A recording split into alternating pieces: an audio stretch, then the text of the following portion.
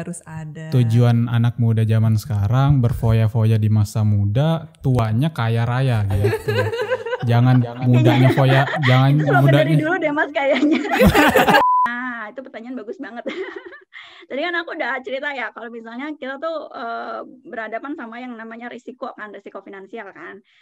Nah, ketika kita punya rencana keuangan, itu tuh harus benar-benar dicek biaya yang dibutuhin berapa. Jadi kalau di ilmu perencanaan keuangan itu kita harus bisa membedakan mana yang mimpi, mana yang tujuan keuangan. Di kantor kita itu udah banyak beberapa karyawan yang sudah masuk masa pensiun. Apakah terlambat untuk memulai sebuah investasi ketika udah pensiun atau masih sah-sah aja sebenarnya? Sebenarnya kalau nikah dulu atau rumah dulu, Mbak? Berat banget pilihannya. Kalau nikah dulu.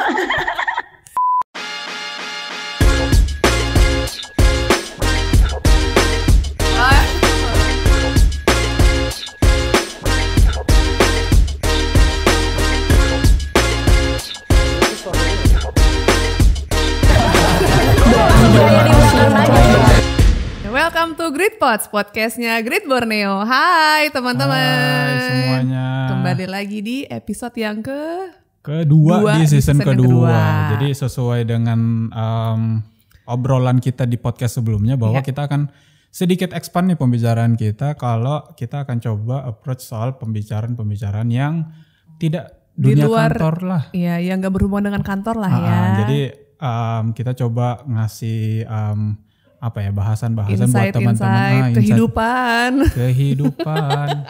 Karena kehidupan yang saat ini sungguh cerah tapi nggak secerah yang dulu. Gitu ya. Jadi butuh banyak belajar, banyak introspeksi diri dan lain-lain. Tapi untuk tema kali ini kita udah sebenarnya survei kecil-kecilan gitu. Jadi kecil-kecilan ke berapa orang? 2. Kan kecil-kecilan, kalau gede mah survei besar-besaran dong. Jadi kita survei ke beberapa orang, nanya-nanya sebenarnya teman-teman tuh lagi apa butuhnya sih? Apa butuh sih? Apa sih? Gitu Butuh apa ya? Butuh insight soal apa sih? Nah ternyata teman-teman di sini maunya tentang masalah keuangan gitu. Karena hidup butuh uang. Karena bisa hidup kalau ada uang. Jadi cuman uang tuh nggak sesempit itu ternyata. Cuman ya. Apalagi terkait pandemi ini ya. Jadi kemarin mungkin ada beberapa pos-pos yang seharusnya ada, tapi karena pandemi ini jadi nggak ada. Contohnya bagi perantauan, jadi kayak sebulan sekali atau 2 bulan sekali itu harus mengalokasikan dana untuk pulang. Tapi ternyata karena pandemi ini jadi nggak bisa. Jadi uangnya bisa dibilang pos untuk pulang itu masih ada gitu duitnya. Oh, Anda pulangnya sebulan 2 bulan sekali ya? Enggak. Enggak juga ya? Enggak juga. Oke, dan selain itu juga teman-teman, selain tadi ada pos yang uang yang nggak dipakai dan ternyata juga setelah kita tanya-tanya ke teman-teman ada juga pos yang ternyata butuh budget lebih, butuh dana lebih gitu. Misalnya kayak pembelian vitamin, terus mungkin menambah premi asuransi kesehatan, beli masker, hand sanitizer itu bener-bener boros banget ternyata ya. Nah cuman kalau kita yang bahas berdua seperti biasa kayaknya kurang ya. Kurs kita kalau mah anak muda mah katanya teh. Iya, kita mah gimana ya? Iya. Pemasukan jadi sedikit lebih besar. Iya. Pokoknya mah kalau versi kita mah yang penting pemasukan sedikit lebih besar daripada pengeluaran. Pengeluarannya gitu. Sedikit lebih. Cuman apakah itu benar atau enggak? Nah ini kita akan kita emang ngasal banget sih. Iya, lu sih, gua ngikut. Cuman hari ini kita akan ngobrolin sama Mbak Rahma Meta Mulia CFP, yaitu perencana keuangan independen One Shield. Halo Mbak Meta. Halo semuanya. Selamat Apa kabar Mbak? Pagi Mbak. Salam sehat, jaya. Ini dari Kalimantan apa dari Sunda ya? Kalimantan. Kita dari Kalimantan tapi perantau Mbak. Dan di sini banyak orang Sunda jadi logat-logatnya agak gitu ya. Padahal mah dari Solo Mbak. Oh, kawan semua berarti ya. Iya Mbak, kebetulan kita berdua bukan asli sini sih gitu. Mbak Meta, kita mau nanya nih, tadi kita udah sampein kalau sebenarnya banyak teman-teman tuh punya keresahan lah soal keuangan. Tapi basicnya adalah seberapa penting sih sebenarnya kita tuh harus mengelola keuangan kita gitu. Iya, ini penting banget sih. Soalnya kan yang pasti karena kita nggak dapat uang terus, ya nggak sih? Ya nggak sih, kita udah tuh mah ada kerannya cuma satu gitu ya Mbak. Iya. Umur produktif kita tuh terbatas, paling kalau sekarang usia pensiun umur 55, 56, habis itu kita masih harus hidup kan gitu. Jadi memang karena umur produktif kita terbatas, tapi kita hidupnya insya Allah masih lebih panjang dari umur pensiun kita, jadinya mau nggak mau ya harus diatur uangnya gitu. Kecuali ya mau kerjanya makin lama. Harusnya yang lainnya pada pensiun, kita umur 60, umur 70 masih kerja gitu. Atau paling kayak jadinya kayak punya usaha sendiri ya Mbak ya? Nah ya, kalaupun punya usaha sendiri itu juga bisa jadi bisa jadi pilihan sih Mbak sebenarnya. Jadi ketika kita punya usaha sendiri pun itu bukan karena bukan karena kewajiban harus harus nyari penghasilan tambahan gitu. Tapi memang ya ada usaha yang sudah kita miliki dari awal gitu. Setuju. Nah, Mbak Meta, ini kan kita di sini anak-anak muda kalau awal bulan terima gaji kayak asik gajian, tapi abis itu udah buyar tuh kemana-mana uangnya. Jadi hal apa sih pada saat pertama kali kita terima gaji yang harus kita lakukan tuh apa sih Mbak? Yang pertama itu yang pasti dari dulu kan kita selalu diajarin untuk kalau misalnya nabung itu harus ada sisa. Kita nabung kalau ada sisa, ya nggak sih? Dulu Mbak Lena sama Mas Davi diajarin kayak gitu nggak? Iya. Kan? Nah tapi kenyataannya ada sisa apa nggak biasanya setiap bulan? Kalau ada sisa syukur, kalau nggak ada ya udah lanjut aja gitu ya. Kayak gitu kan. Nah itu mindsetnya tuh harus diubah. Jadi kalau misalnya dari ilmu perencana keuangan bukan nabung kalau ada sisa, tapi dari awal justru kita sisihkan dulu buat investasi atau buat tabungan, ya baru sisanya itu yang dihabiskan gitu. Jadi ya things to do yang pertama kali yang harus dilakukan ketika kita menerima gaji adalah ya kita sisihkan dulu buat ditabung, buat diinvestasikan, baru sisanya buat kewajiban-kewajiban yang lain. Dan terakhir ya buat senang-senang itu gitu. Nah ini nih masalahnya anak muda banget nih. Iya. Senang-senangnya itu Mbak, tapi karena pandemi ini jadi agak berkurang lah ya. Nah, berkurang juga. Jadi kayak ya tadi kayak Mbak ini bilang, sebenarnya Mbak Meta bilang harusnya sih sebenarnya kebalik mindsetnya. Cuman sebenarnya apa aja sih yang paling utama gitu yang harus kita sisihkan selain tabungan nih Mbak?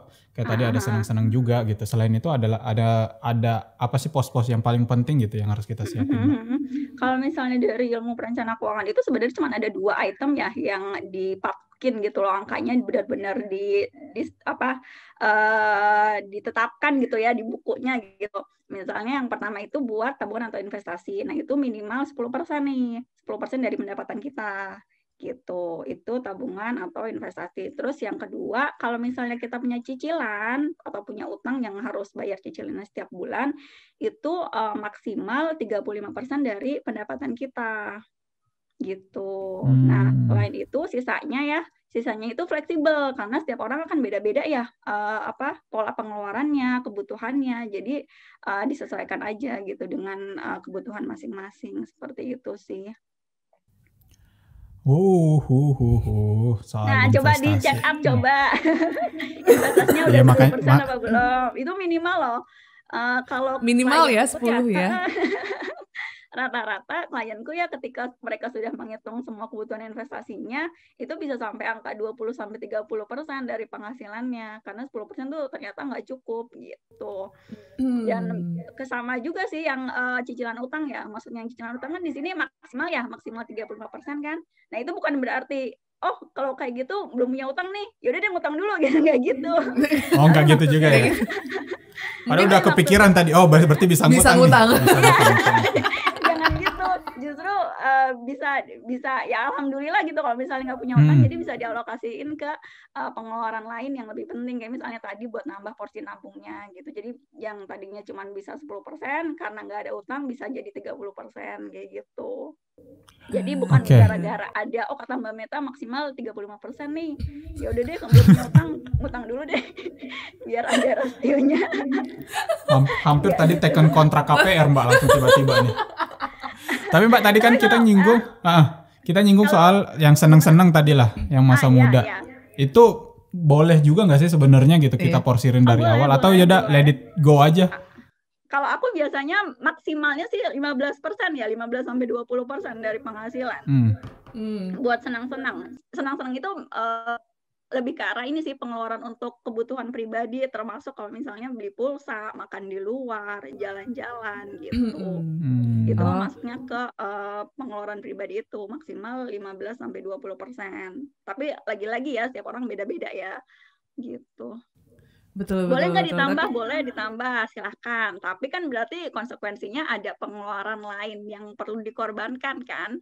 Misalnya nih bela-belain mau irit nggak makan siang di luar, maksudnya bawa bekal mulu gitu dari rumah demi bisa nonton konser misalnya gitu, atau demi bisa liburan gitu ya Mbak ya. Iya, itu bisa dilakukan seperti itu. Jadi lebih fleksibel gitu. Tapi yang penting jangan sampai kita mendahulukan yang buat senang-senangnya, tapi justru yang buat yang kewajibannya itu kayak misalnya tabungannya malah dikurangin porsinya gitu buat senang-senang tuh, jangan sampai seperti itu. Jadi skala prioritasnya jadi salah gitu kan, karena yang senang-senang malah didahulukan daripada yang wajib gitu. Oke, nah Mbak tadi kan kita udah ngomongin nih pos-posnya apa aja. Di sini kan karena kita lagi pandemi, yang lagi marak tuh orang tuh bilang dana darurat gitu kan Mbak. Sebenarnya dana darurat ini sepenting apa sih, dan yang paling bagus tuh dalam bentuk apa gitu? Karena seperti yang kita tahu dana darurat itu kan yang harus bisa cepat dicairkan ya. Maksudnya bisa langsung diambil gitu kan. Nah itu gimana sih Mbak yang benar dana darurat itu? Oke, sebenarnya dana darurat itu layar pertama sih Mbak. Jadi dalam perencana keuangan ya, sebelum kita mulai berinvestasi, kita itu harus nyiapin dana darurat dulu. Kenapa? Karena kan kita selalu berhadapan sama yang namanya resiko kan ya. Dan resiko ini yang berhubungan sama finansial kita gitu, yang menimbulkan kerugian finansial. Nah, kerugian finansial yang masih bisa di-cover sama diri kita sendiri, maksudnya dari kemampuan kita sendiri, itu kita menggunakan dana darurat. Nah, kenapa itu dana darurat itu penting? Jadi kayak misalnya tiba-tiba harus benerin rumah gitu ya, tiba-tiba kan sekarang lagi musim hujan ya. Kemarin rumahku kena petir jadi harus ganti TV segala macem gitu ya. Ya Allah. Ya agak ngeri juga masalahnya nih. Itu pakai dana darurat gitu. Kita bisa pakai itu, atau tiba-tiba sakit, rawat jalan gitu ya, maksudnya masih bisa di-cover lah sama uang kita sendiri, itu bisa pakai dana darurat. Atau handphone tiba-tiba hilang, laptop rusak gitu kan, itu bisa menggunakan dana darurat gitu. Nah itu karena kita berhadapan sama resiko-resiko itu, nah maka dana darurat itu penting. Dan tadi kenapa aku bilang dana darurat ini lebih penting daripada, lebih diutamakan kita punya dana darurat dulu sebelum berinvestasi, karena khawatirnya ketika kita mendahulukan untuk berinvestasi tapi dana daruratnya belum ada, nah kalau misalnya terjadi apa-apa, dana investasi kita nih yang diutak-utik sama kita gitu. Misalnya nggak punya dana darurat nih, tapi kekeh mau investasi di saham gitu, kekeh mau investasi di reksadana, padahal dana daruratnya sama sekali nggak ada gitu, atau masih nol lah pokoknya. Terus tiba-tiba sakit, atau tiba-tiba ada kejadian yang harus bayar sesuatu dalam jumlah nominal yang besar. Berarti kan investasinya kan yang dicairin ya nggak?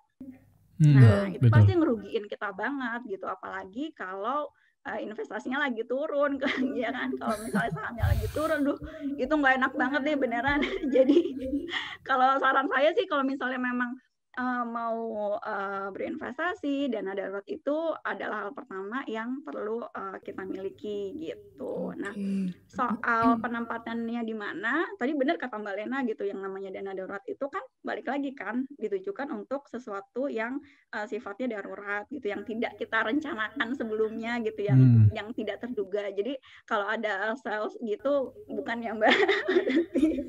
Kalau seumpama Mbak kayak tiba-tiba jalan di mall terus lihat sepatu bagus, wah darurat nih, harus beli nih. Enggak ya, aduh. Itu nggak masuk buat ini nggak masuk ya. Dana darurat ya. Jadi harus dibedakan sendiri nih, maksudnya benar-benar urgent, maksudnya benar-benar penting gitu harus dikeluarkan. Kalau ya udah sih, kalau misalnya beli baju ya gimana ya, itu nggak bisa dibilang urgent ya itu ya.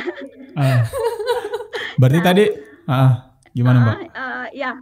Tadi kan aku udah bilang ya, maksudnya dana darurat itu kan memang harusnya kita gunakan untuk sesuatu yang penting, yang tidak kita perkirakan sebelumnya. Makanya tadi benar kata Mbak Lena, ditaruhnya di instrumen-instrumen keuangan yang kita gampang mencairkannya gitu, kayak misalnya di tabungan. Nah, untuk penempatan di instrumen lain sebenarnya disesuaikan nih, maksudnya gini. Kalau dari ilmu perencana keuangannya sendiri itu agak strict gitu. Kalau misalnya dana darurat, ya buat dana darurat aja, ya buat di tabungan aja, nggak usah diutak-utik gitu. Tapi ada beberapa perencana keuangan ya, karena kan ngelihat dari klien-klien juga kan, ada tipikal klien yang nggak bisa ngelihat uang di tabungan banyak dikit gitu ya, bawaannya gatel, pingin nyairin gitu, pingin belanjain. Nah, untuk tipikal seperti itu sebenarnya bisa diakali dengan cara dibuat layernya biasanya kalau saya gitu. Tapi ada syarat tertentu, misalnya gini, kan dana darurat itu kebutuhannya 3-6 kali biaya bulanan kan Mbak ya. Jadi kalau misalnya biaya bulanannya 10 juta gitu ya, dana daruratnya kan paling enggak antara 30-60 juta gitu. Nah, apakah misalnya si orang ini udah punya nih 60 juta gitu, terus ditanya, ini masukin tabungan semua Mbak gitu, boleh dibuat layernya. Maksudnya dibuat layernya adalah mungkin 30 jutanya dimasukin ke tabungan, tapi sisanya bisa ditaruh di produk lain yang sifatnya sama. Sifatnya sama tuh maksudnya apa? Maksudnya yang risikonya rendah, yang gampang dicairkan gitu. Misalnya ada reksadana pasar uang atau ke deposito, tapi toh juga deposito yang bukan 1 tahun, ya mungkin yang cuma 1 bulan gitu loh. Seperti itu masih bisa gitu ya. Atau sedikit ditaruh porsinya ditaruh di emas juga bisa gitu, tapi cuma sedikit aja ya, mengingat harga emas juga fluktuatif juga gitu. Jadi yang terpenting adalah ya naruhnya di tabungan dulu gitu, kecuali kalau misalnya memang sudah terlalu banyak, atau tadi yang tipikal orang yang nggak bisa ngelihat uang di tabungan banyak gitu ya, tangannya gatel, berarti diakalinnya seperti itu, ditaruh di reksadana pasar uang. Tapi yang terpenting ketika kita taruh dana darurat ini di instrumen keuangan lain, itu kita nggak ngejar return ya, kita nggak ngejar keuntungan gitu. Kita yang kita kejar cuma keamanannya aja gitu. Jadi nggak agak salah kalau misalnya, Mbak sayang nih dana darurat di tabungan, apa boleh ke investasi saham? Ya jangan gitu, jangan ditaruh di saham, karena ya itu bukan dana darurat lagi jatuhnya, tapi udah masuknya ke investasi gitu. Betul. Nah Mbak, tadi kan kalau secara generalnya dana darurat itu biasanya untuk kita sakit ya, biasanya ya Mbak generalnya. Nah mana sih Mbak yang lebih penting, dana darurat atau asuransi kesehatan? Itu pertanyaan bagus banget. Tadi kan aku udah cerita ya, kalau misalnya kita tuh berhadapan sama yang namanya risiko finansial kan. Nah, risiko-risiko yang kerugiannya itu masih bisa kita tanggung ya, itu kita pakai dana darurat. Tapi ada beberapa risiko yang kalau misalnya terjadi, ini kerugiannya tuh udah besar banget gitu. Nah, risiko-risiko seperti itu kita alihin ke produk asuransi gitu. Jadi antara dana darurat dan asuransi itu nggak bisa milih, emang harus punya dua-duanya. Oh, jadi lebih baik dua-duanya punya ya Mbak ya? Punya, karena ya itu tadi masing-masing itu punya peran yang berbeda gitu. Yang satu perannya untuk mengganti kerugian yang masih bisa kita tanggung, yang satu lagi kalau misalnya kerugiannya itu udah besar banget gitu. kayak misalnya contoh tadi Mbak Lina bilang asuransi kesehatan gitu ya. Nah, asuransi kesehatan itu kan manfaat dasarnya untuk mengcover biaya rawat inap kan ya. Bukan rawat jalan kan. Nah, kalau rawat inap kan kebayang tuh ya sekarang kamar aja 1 juta gitu per malam gitu. Kalau misalnya dirawat seminggu udah keluar 7 juta gitu kan. Nah, kalau kayak gitu mah mendingan beli asuransi aja. Jadi di cover sama asuransi kesehatan gitu. Terus kalau misalnya harus operasi. Nah, jadi untuk hal-hal yang memang resikonya besar, kalau misalnya terjadi, maksudnya resiko kerugian finansialnya besar, kita alihin ke asuransi, ke produk asuransi. Jadi itu layer keduanya gitu. Layer pertamanya itu adalah dana darurat, layer keduanya adalah kebutuhan proteksi atau asuransi ini gitu. Iya, agak bener sih ya, agak boncos juga ya kalau misalnya rawat inap bayar sendiri ya. Iya, jadi mikir nih kayak dan jangan ngerasa rugi ketika kita beli asuransi terus nggak kepake. Jangan kayak gitu. Jadi ngarep sakit dong kalau kayak gitu. Nah ini yang makanya kenapa orang banyak yang nggak mau asuransi, Mbak, karena merasa ya udah gue sehat-sehat aja gitu, ngapain gitu, takut nggak kepake gitu, takut rugi. Iya, ngelihatnya dari sisi ketika kita sakitnya gimana gitu. Bukan ketika sehat ya Mbak ya. Sih kan ada beberapa orang yang memang nggak mau asuransi ya terserah gitu, silahkan. Kalau misalnya memang nggak mau asuransi, tapi berarti dana daruratnya mesti dibanyakin. Banyaknya berapa ya kira-kira aja. Berarti tergantung teman-teman lagi nih mau milihnya kira-kira gimana. Kalau dirawat berapa minggu gitu. Kira-kira kalau harus operasi besar tuh gimana. Kayak gitu. Tapi bener sih, aku pernah Mbak dirawat. Agak konyol juga sebenarnya dirawatnya karena sambil ketawa. Betul, kayak konyol tuh dirawat itu kayak karena gigi bungsu aku tuh ini mau keluar, tapi ternyata gigi bungsunya ini udah agak busuk. Jadi aku tuh bener-bener nggak bisa tidur, nggak bisa ngapa-ngapain, bawaannya nangis mulu, pusing banget. Terus aku sampai dirawat. Terus kayak ya udah dirawat dong, terus pakai asuransi BPJS ya dari kantor kan gitu. Terus kayak iya udah gitu kan, masuk gitu. Terus pas bayar, untungnya ada pakai asuransi kantor gitu ya, bukan pakai duit sendiri. Pas dihitung-hitung tuh semuanya ada kali 40 sekian. Astagfirullah. Sumpah, karena udah seburuk itu ternyata gigi bungsu gue di dalam gitu kan. Terus kayak ya ampun gitu kan. Terus padahal orang-orang kalau operasi gitu pasti berapa sih? Gak nyampe 5 juta gak sih? Ini kayak 40 gitu, kayak ya Allah aku beruntung banget gitu. Itu masih ditanggung sama kantor ya. Aku belum kepikiran juga untuk punya asuransi kesehatan sendiri gitu. Dan setelah itu kayak berpikir kayak wah ini harus punya sih satu gitu. Nah itu tadi mindsetnya, jangan berpikir ketika kita sehat ya Mbak ya, tapi membayangkan itu ketika kita sehat, ketika kita sakit. Wah sampai boncos segitu. Boncos, untung bukan duit gue. Iya. Kalau temanku setidaknya kalau kita itu dianalogiin ya, kalau kita punya asuransi setidaknya kalau kita jatuh nggak sakit-sakit banget lah, yang sakit raganya doang, kantongnya enggak gitu. Jangan sampai udah jatuh ketimpa tangga, ketimpa cat, ketimpa udah ketimpa semuanya tuh. Iya. Memang punya asuransi, dan kalau dibandingin memang jauh lebih murah sih, maksudnya daripada kita ngumpulin duit gitu buat persiapan kalau misalnya kita kenapa-kenapa. Jadi itu ya teman-teman ya. Jadi pentingnya mempunyai asuransi kesehatan. Dan gitu juga ya. dana darurat. Dana daruratnya juga. Cuman porsinya antara dana darurat sama asuransi kesehatan itu tergantung dengan teman-teman sendiri. Betul. Gitu. Lihat dari kondisi keuangannya. Gitu. Menarik. Nah sekarang nih mau nanya sih lebih tepatnya nih. Ini kan seperti yang tadi kita cerita Mbak. Jadi teman-teman di sini tuh lagi keranjingan banget tuh sama yang namanya yang ijo-ijo gitu Mbak, ijo-ijo di layar gitu ya Mbak. Kalau investasi saham. Kalau istilah orang di saham tuh investor COVID, investor corona. Karena investor orang-orang ini baru lahir ketika ngelihat harganya lagi turun banget. Jadi pada baru bikin saham. Tapi sebenarnya investasi di saham adalah investasi yang terbaik nggak sih, Pak? Dari sisi keuntungan mungkin? Kalau aku biasanya menggambarkan, kalau misalnya dia pertanyaan kan hampir sama ya, kayak misalnya Mbak produk investasi yang bagus apa sih gitu kan? Itu pertanyaan sering banget itu. Aku kadang sampai bosan gitu jawabinnya kan. Maaf ya Mbak. Nggak apa-apa. Jadi aku selalu analoginya kayak gini Mbak, Mas Davi ya.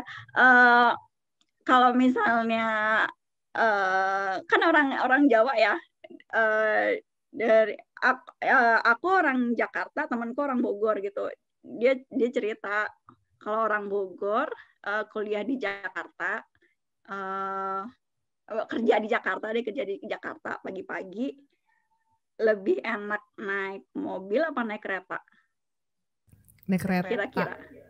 Kereta sih. Lu deh yang bisa jawab. Karena lebih apa? Lebih cepat Mbak. Lebih cepat karena nggak naik macet. Mobil lama kan. Macet segala macamnya sama. Jadi ketika ditanya tujuan apa investasi yang bagus itu produknya apa, ya tujuannya buat apa dulu. Jadi kayak ditanya mau kemana dulu gitu, tergantung nih. Gini Mbak, maksudnya kayak ada yang jangka panjang, ada yang jangka pendek gitu ya? Iya, jadi tergantung tujuannya juga. Misalnya kalau misalnya sama-sama, balik lagi ya ke analogiku tadi ya, kalau misalnya sama-sama kerja di Bogor gitu ya, dari Bogor ke Bogor ya naik mobil aja. Tapi kalau ke Jakarta ya ngapain naik mobil, mendingan naik kereta, sama kayak gitu. Tergantung tujuannya apa dan tujuan keuangan kita tuh apa gitu, buat apa.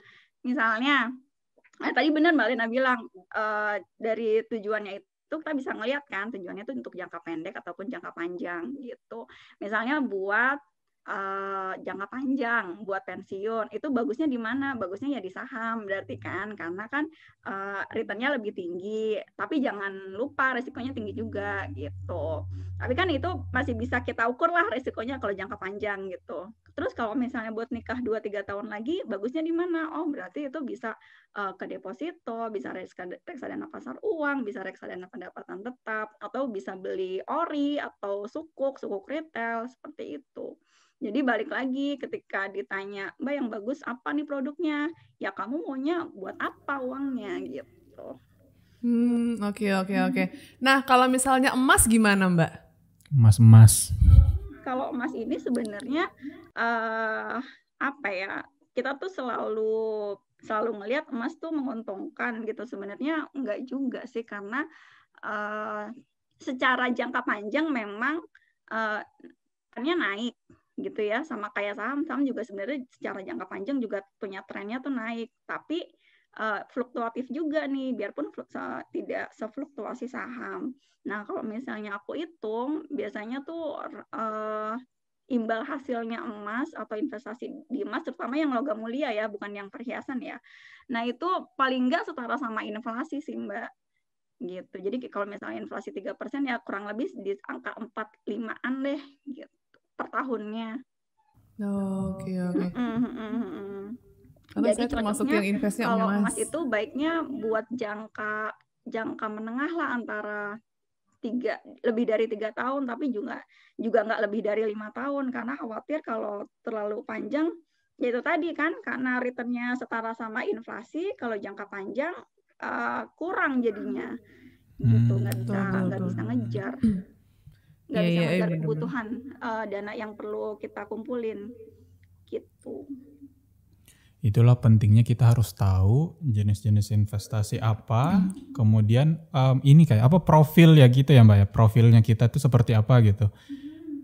Habis itu baru menyesuaikan. Ada 3 ya profil investor ya, ada yang konservatif, ada yang agresif, ada yang moderat. Nah itu harus tahu tuh kita tuh tipikal investor yang mana. Jangan tipikal yang konservatif tapi nekat investasi di saham yang risikonya tuh tinggi banget. Jadinya bukannya tenang gitu ya, malah bawaannya deg-degan mulu, setiap hari ngeliatin sahamnya aja. Merah dikit langsung. Merah dikit jual lagi. Panik langsung ya. Merah dikit jual lagi. Iya. Karena emang beda sih Mbak. Maksudnya aku saranin sih ketika mau invest di saham gitu ya, benar-benar harus tahu cara kerjanya atau cara mainnya di saham tuh kayak gimana sih, biar nggak bikin kita deg-degan. Nah ini banyak yang ya karena tadi investor corona ini, jadi ya udah lihat naik dikit ya udah beli naik, ini turun, nanti naik ya udah beli gitu. Jadi ada juga yang turun kayak ya udah deh jual aja deh gitu, kayak takut gitu. Ada juga teman-teman kita yang kayak gitu. Padahal kan gak sesimpel itu sebenarnya. Gitu. Berarti kan dia invest di saham itu benar-benar cuma buat trading kan, buat jual beli dalam jangka pendek gitu. Padahal kalau dari sisi perencana keuangan, ketika kita milih saham itu kita ngeliatnya jangka panjang gitu. Jadi adanya juga beli terus, bukan beli jual. Jadi ngelihatnya itu sebagai kita bukan trader, tapi kita sebagai investor gitu. Kalau investor tuh ngelihatnya jangka panjang. Tapi bedanya sama ini Mbak, apa? Ada saham, ada reksadana saham. Nah bedanya apa tuh? Nah bedanya itu kalau misalnya kita invest di saham, itu kita langsung beli saham perusahaannya gitu kan. Kita benar-benar terlibat secara aktif gitu. Maksudnya kapan harus beli, kapan harus jual. Nah kenapa akhirnya investasi di saham itu memang diperuntukkan untuk orang-orang yang memang sudah paham nih sama kondisi pasar modal, gimana caranya baca market gitu kan, kapan harus beli, kapan harus jual, terus milih fundamental perusahaannya kayak gimana gitu. Jadi orang-orang seperti itu loh yang memang cocok gitu untuk investasi di saham, termasuk dari sisi waktunya juga ya kan. Dari sisi waktu dia berarti harus ngelihat setiap hari juga gitu kan. Ini perkembangannya seperti apa sih gitu, baca-baca beritanya gitu, si perusahaan ini misalnya mau investasi di ini gitu, wah berarti abis ada berita ini bisa-bisa sahamnya naik gitu. Itu kan berarti harus luangin waktu ya buat baca berita itu kan. Nah terus kemudian dari sisi ini juga dari sisi modal investasinya, karena kan beli saham itu nggak murah ya, maksudnya satu lot ini kan 100 lembar, asumsi misalnya harganya sekarang saham berapa misalnya 5.000 lah, 500.000 cuma dapat satu saham gitu kan. Satu lot saham gitu, satu lot saham perusahaan A gitu misalnya. Nah itu masih masih bisa dibilang itu termasuk butuh uang yang nggak sedikit gitu. Nah sebagai alternatif ada namanya reksadana. Reksadana ini lebih gampangnya itu aku analogiinnya lagi kayak kita patungan beli saham. Nah kita jadi kayak reksadana itu kita ngumpulin duit nih dari investor retail gitu kan, misalnya beli reksadana saham A. Nah, nanti uang yang terkumpul itu akan dikelola sama manajer investasi. Nah, si manajer investasi ini sudah pasti lebih capable dari kita kan secara ilmu juga gitu. Jadi kita tuh dibantu, kita nggak berinvestasi langsung di saham, tapi kita dibantu sama manajer investasi. Nah, selain itu dari uang yang terkumpul ini kan banyak nih investor retail, misalnya yang beli reksadana saham A gitu ya, misalnya ada berapa ratus ribu lah atau berapa juta gitu ya. Investor yang beli reksadana saham A ini. Nah, karena uangnya banyak, maka sama si manajer investasinya ini nggak cuma dibeliin perusahaan A doang gitu sahamnya, tapi dibeliin perusahaan saham A, saham perusahaan A, saham perusahaan B, saham perusahaan C. Alhasil dengan seperti itu jadi terdiversifikasi nih resikonya. Jadi paham nggak jadi? Paham. Iya. Jadi resikonya tuh jadi lebih rendah. Kenapa? Misalnya contoh nih, kalau misalnya kita beli saham langsung, beli 500.000 saham A gitu, ternyata saham A-nya lagi drop, kita drop juga dong, ya nggak? Rugi dong kita gitu kan. Misalnya biarpun itu masih unrealized loss sih, kecuali kalau kita jual gitu ya. Nah, tapi kalau misalnya di reksadana saham sama manajer investasi ini tuh biasanya dipecah-pecah di beli saham perusahaan yang beda-beda industrinya bisa jadi gitu. Jadi misalnya kayak si saham A ini turun, tapi kan saham B sama saham C sama saham yang lainnya kan nggak turun. Gitu. Jadi resikonya jadi lebih rendah gitu. Nah, itu keuntungan kita berinvestasi di reksadana. Jadi dari sisi ilmu kita dibantu sama manajer investasi gitu ya. Dari sisi waktu juga kita nggak terlalu butuh banyak waktu karena lagi-lagi dibantu sama manajer investasi. Terus dari sisi modal juga nggak sebanyak di saham gitu. Saham tadi butuh 500.000 gitu ya untuk beli satu saham perusahaan A misalnya. Untuk beli satu lot, kalau kita misalnya investasi di reksadana, kita cuma butuh 100.000 juga sekarang ada gitu. Dan itu udah terdiversifikasi dari 100.000 yang kita investasiin, kita punya saham perusahaan A, B, C, D gitu kan, dan resikonya jadi lebih rendah. Jadi banyak keuntungannya sih, tapi memang ketika dibandingin returnnya, saya akuin sih return untuk investasi di saham lebih besar. Karena kan kalau di reksadana, karena kita minta bantuan si manajer investasi ini, berarti kan ada fee yang harus dibayarkan kan. Nah itu jadi agak beda spreadnya di situ gitu, dan ada biaya-biaya lainnya. Oh. Oke, ini kalau teman-teman mau lebih tahu lagi mengenai reksadana ya Mbak Meta dengar-dengar nanti mau ada kelasnya juga ya Mbak ya? Iya, aku tuh mau ngadain kelas reksadana sama temanku di Cerita Uang gitu ya. Jadi aku punya komunitas keuangan gitu, namanya Cerita Uang, part of dari One Shield juga.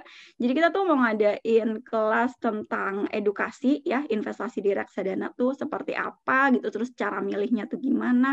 Teman-teman yang mau ikutan bisa tengok di Instagram kita @ceritauang, terus bisa pakai kode referral aku gitu CU002 untuk bisa dapat potongan harga. Oke, nanti deskripsinya kita share di deskripsi video ini ya Mbak ya? Iya, boleh. Oke, menarik banget. Ini tadi kita menyinggung soal investasi gitu. Cuman kalau kita balik nih Mbak, jadi di kantor kita itu udah banyak beberapa karyawan yang sudah masuk masa pensiun. Apakah terlambat untuk memulai sebuah investasi ketika udah pensiun atau masih sah-sah aja sebenarnya? Sebenarnya kalau dibilang terlambat sih. Iya. Soalnya memang kebutuhan kebutuhan hidup kita saat pensiun itu memang besar banget. Makanya kalau misalnya teman-teman mau coba hitung ya kebutuhan pensiunnya berapa, itu ada di kalkulator One Shield ya. Di situ bisa ngitung kebutuhan pensiun kita kira-kira berapa. Itu bisa ada di angka 1 sampai 2 M itu. 1 malah jarang, sekarang di angka 2 sampai 3 M gitu kan.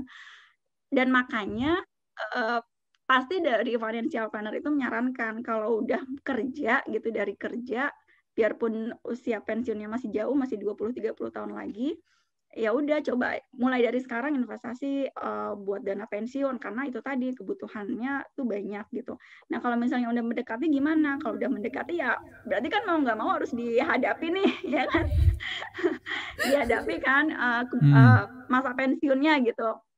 Dan biasanya kalau aku pribadi sih dicek dulu dari aset-aset yang dimiliki gitu. Kira-kira ada nggak aset-aset yang bisa digunakan saat pensiun nanti. Mungkin ya biasanya kan kalau orang udah mau pensiun biasanya asetnya udah banyak ya. Bisa jadi dia udah beli rumah nih gitu untuk dikontrakkan gitu kan, atau enggak punya tanah atau punya itu. Nah itu bisa mungkin bisa dialihkan atau dijual gitu untuk dana pensiun gitu. Itu bisa seperti itu. Atau bisa jadi udah punya bisnis sampingan yang tadi aku bilang gitu. Jadi maksud aku tuh tadi bilang punya bisnis bukan bisnis gara-gara kita memang harus kerja, tapi memang udah punya bisnis ini lo tinggal dijalanin gitu. Beda prinsipnya ya. Iya. Aku tuh kayak gitu. Benar. Jadi memang udah kita tuh bisa dibilang kita udah tinggal duduk santai aja di rumah, udah jadi passive income gitu maksudnya. Yeah. Nah itu bisa gitu. Jadi seperti itu. Nah worst case-nya adalah ternyata belum punya dana pensiun yang cukup. Berarti ada 2 kemungkinan sih, antara ya masa pensiunnya diperpanjang atau mulai ngembangin bisnis sih. Berarti dari sekarang, maksudnya bisnisnya juga jangan yang complicated gitu ya. Dilihat aja biasanya kan dari hobi gitu. Bisa nggak misalnya kalau ibu-ibu ternyata bisa masak nih gitu kan. Bisa masak, bisa jualan, coba aja gitu. Dimulai dari sekarang. Jadi dilihat lagi kita tuh bisa apa sih gitu, punya kemampuan apa sih gitu selain kerja di kantoran. Paling itu sih kalau dari aku ya. Tapi yang pasti nggak ada kata terlambat sih, maksudnya buat nyiapin, maksudnya kalau bilang terlambat jadinya males ya nantinya. Ya udahlah gitu ya Mbak. Itu malah tambah stres lagi gitu. Jadi ya udah dihadapin aja. Iya benar-benar. Beruntungnya orang-orang seperti kita kan ya, maksudnya yang udah paham ilmunya, jadi udah bisa nyiapin dari sekarang gitu.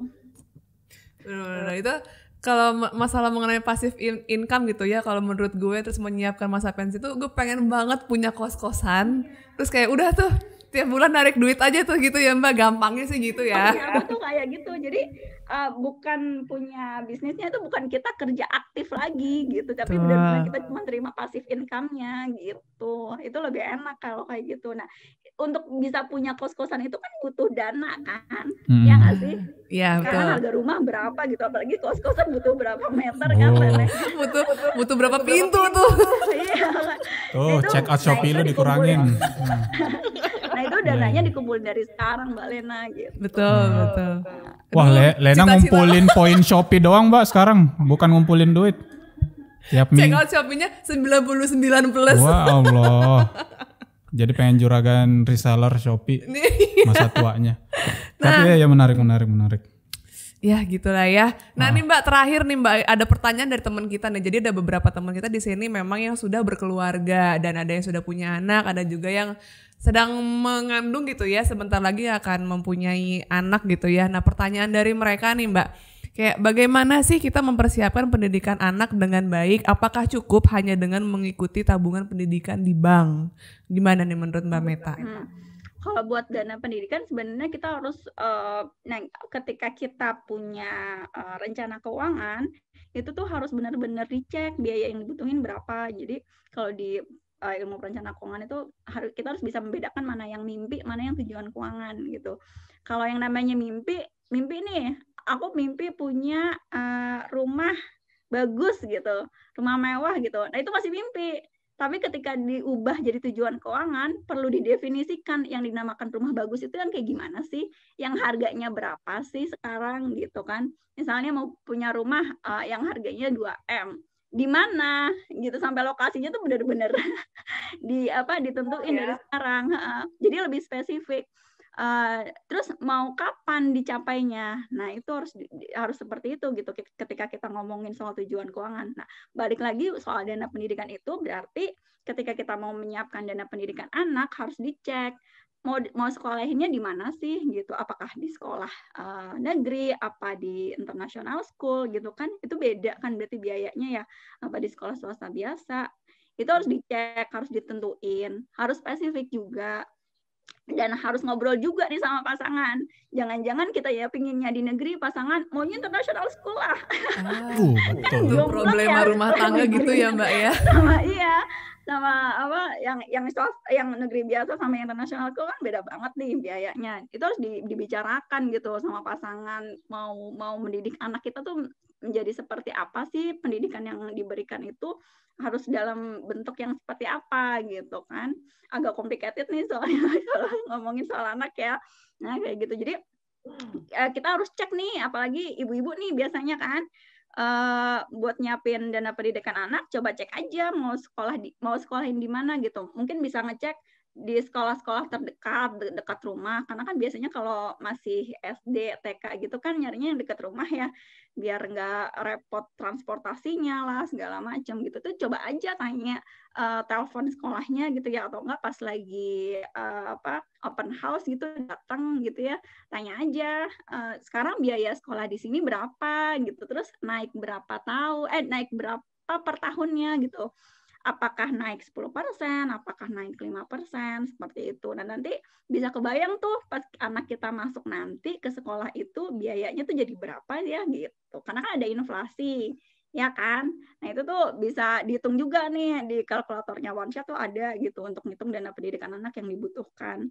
Nah kalau balik lagi ke yang tadi soal tabungan pendidikan gitu, apakah sudah cukup atau belum, maka pertanyaannya balik lagi, memang mau sekolahnya di mana dan untuk pendidikan yang mana nih, gitu kan? Karena kalau menurut aku pribadi ya, untuk produk-produk perbankan itu cocoknya untuk jangka pendek, gitu. Jadi cukup untuk yang 1 sampai 3 tahun lah gitu. bukan investasi malah nabung di produk-produk yang diperbankan gitu ya untuk 1-3 tahun untuk tujuan 1-3 tahun. Lebih dari itu gitu ya, baiknya sih coba cari alternatif investasi lainnya kayak misalnya tadi di reksadana, atau kalau misalnya sudah paham saham juga silakan gitu. Tapi balik lagi ya, disesuaikan dengan jangka waktunya. Gitu sih Mbak Lena. Jadi antara cukup apa enggak ya disesuaikan lagi sama kebutuhannya, sama jangka waktunya aja. Nah Mbak, kalau misalnya asuransi pendidikan itu termasuk dalam salah satu instrumen untuk kayak menyiapkan dana pendidikan anak nggak sih? Kalau asuransi pendidikan itu sebenarnya kan apa ya, bisa sih, cuma yang perlu kita perhatikan ya ininya Mbak, biasanya kan kalau kita beli asuransi udah ada perkiraan dananya yang kita dapatkan nanti ya kan. Nah, coba deh dikomparasi. Nanti dapatnya berapa nih? Terus kan tadi udah ngitung nih biaya pendidikan yang kita butuhin ya kan. Coba aja dikomparasi itu cukup apa enggak. Aku cuma bisa jawab sampai situ aja. Gitu ya. Jadi maksudnya termnya beda-beda berarti ya Mbak kalau asuransi pendidikan itu ya. Iya. Seringnya sih masih kurang, jadi harus nambah lagi. Menarik. Jadi balik lagi, teman-teman harus tahu tujuannya menabung apa, tujuannya investasi apa. Kemudian habis itu baru ngecek ada nggak kebutuhan-kebutuhan yang lainnya, kemudian pemasukannya berapa gitu-gitu ya Mbak ya. Jadi sekarang yang hedon tolong ya harus lebih care. Harus lebih care. Hedon boleh tapi tabungan harus ada, investasi juga harus ada. Tujuan anak muda zaman sekarang berfoya-foya di masa muda, tuanya kaya raya gitu. Jangan mudanya foya, jangan mudanya. Dari dulu deh Mas kayaknya. Oh iya. Berapa deh?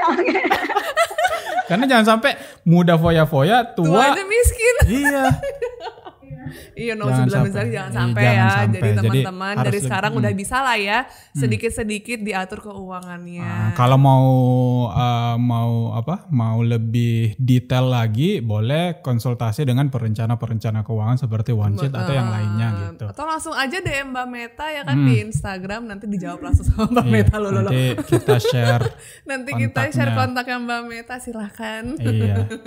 Mbak, aku mau nanya pertanyaan ini keresahan banyak orang sih, bukan gue doang. Apa?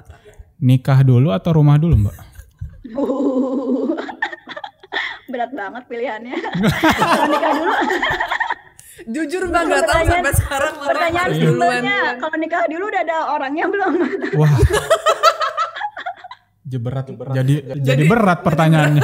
Lebih berat lagi pertanyaannya. Jadi mikir lagi nih gimana? Jadi gimana Mbak? In case udah ada calonnya gitu Mbak.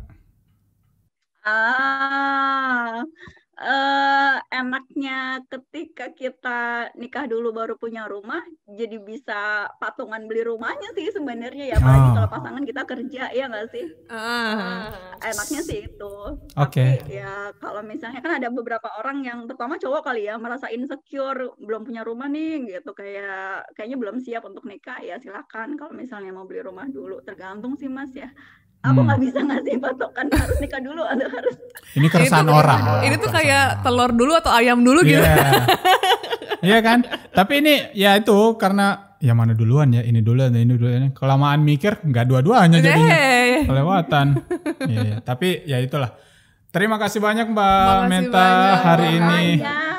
Hari ini kita ngobrol banyak soal keuangan. Intinya teman-teman harus tahu kebutuhannya teman-teman, harus tahu tujuannya teman-teman apa, kemudian komparasi lagi sama dirinya dalam artian pemasukannya gimana, kemudian pengeluaran rutinnya gimana. Dan kalau mau lebih detailnya lagi bisa hubungi perencana keuangan seperti Mbak Meta di OneSheet atau yang lainnya gitu ya. Dan terlebih lagi di masa pandemi seperti ini kita nggak tahu ke depannya akan seperti apa, dan mungkin ada berita-berita yang bilang kalau setelah corona ini ada virus ini lagi bisa gitu kan. Jadi bikin ngeri ya itu ya. Iya, jadi benar-benar harus dipersiapkan dari sekarang lah ya, sedikit demi sedikit juga jadi bukit gitu ya. Jadi ibu-ibu kosan ya Mbak. Amin. Sumpah itu pengen banget loh kayak gitu. Iya, yang enggak kok bikin juga kayak gitu punya kos-kosan. Iya, yang pagi-pagi dasteran siram tanaman gitu Mbak. Itu terus galakin anak-anak kosannya. Iya. Bayar. Gitu. Tagihin pakai catatan. Oke. Sampai jumpa di podcast berikutnya. Terima kasih Mbak Meta. Sampai ketemu lagi. Dah.